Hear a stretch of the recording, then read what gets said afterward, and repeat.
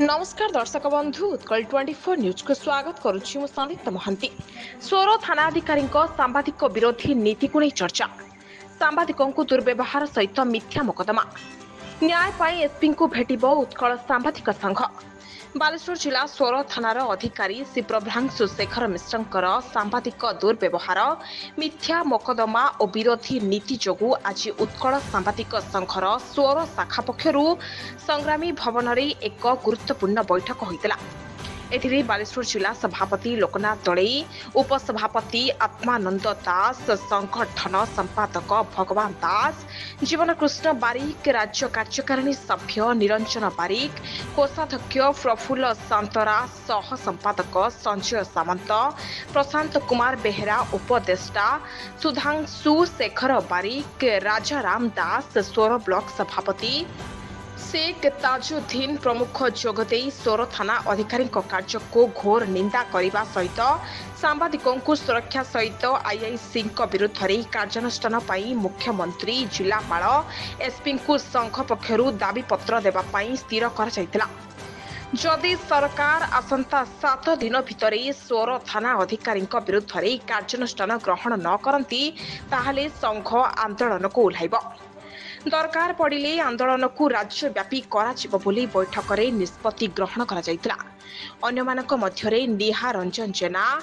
रणजित महाकूड़, हेमंत बारिक, राजकिशोर मल्लिक, सुमंत दास, अरूप कुमार दास, प्रभाकर मल्लिक, विश्वरंजन बेहेरा, शांतनु बेहेरा प्रमुख उपस्थित रही। आज सोर ब्लॉक रे उत्कल सांबादिक संघर ब्लॉक शाखा कम्युनिस्ट भारतीय कम्युनिस्ट पार्टी कार्यालय एक विशेष अधिवेशन बसता कौन आलोचना है निश्चित उत्कल सांबादिक संघ बालेश्वर जिला शाखा रही जो सोर शाखा रही सोर शाखार आमर जे ब्लॉक रो सभापति अच्छा ताजुद्दीन तांको ना रे गोटे मिथ्या मोकदमा होती जो कार्यरत डाक्तर जड़े कर उद्देश्यमूलक भाव आईआईसी तार सठिक तदंत न करिकी जो दफा देते से भितर आमर प्रश्नबाजी मनरे उंकी मारुची से आम आज बैठक करूँ एवं आम सांबादिक माने समस्ते उपस्थित थे जिला उपसभापति जिलार सह संपादक कोषाध्यक्ष राज्य कार्यकारिणी सदस्य एवं सोर ब्लॉक समस्त कार्यकर्ता माने उपस्थित थे। आम जो घटना घटी सोर ब्लॉक रे जो अन्याय होती आम सांबादिक प्रति से घटना विषय आम आलोचना करी सारांश रे उपनीत हेलु। आईआईसी निश्चित भाव में एफआईआर हो पारे दीटा पुलिस रो कार्य होची निरपेक्ष तदंत करिकी प्रकृतर जे दोषी नुहे ताकू निश्चित भाव में न्याय देवा कथा जेहेतु समाज चतुर्थ स्तंभ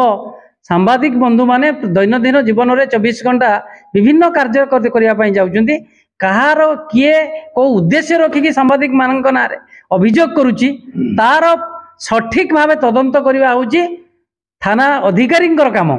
किंतु मोर जहाँ उद्भूत होची सभापति हिसाब से जहाँ आम सांबादिक बंधु मान सहित आलोचना कर जाना पाइली जो सोर आईआईसी जी अच्छा सी तो मु फोन कले फोन उठाती एथिर स्पष्ट बारी होची सी केते सी जने पब्लिक सर्वेंट साधारण जनता पैसा रे दरमा नौचंती साधारण जनता को जदि न्याय न देवे ताले सोर रे कहीं काम करेंगे ए कथा को ए सोर को लेकिन राज्य स्तर रो जिला स्तर पर्यंत जिले में जी मुखिया अच्छा एसपी कहतु कि राज्य रे मुखिया मुख्यमंत्री कहतु कि डीजी कहतु आम न्याय लड़ेवा करने आम सिद्धांत करागला एवं मंगलवार दिन आसंता मंगलवार दिन विधिबद्ध भाव में संघ पक्षरु बालेश्वर जिलापाल एसपी को लिखित भाव में दिज्व तत्सहित ओडिशार मुख्यमंत्री मोहन चरण माझी को दिज्व जदि आमको न्याय न मिले 7 दिन भितर ताहले 7 दिन पर संघ न्याय पाई गणतांत्रिक पद्धति आईआईसी विरुद्ध रे राजरास्ता को ओह्लैब बोली यह सिद्धांत ग्रहण करा जायछि। Bureau report Utkal 24 news Baleshwar.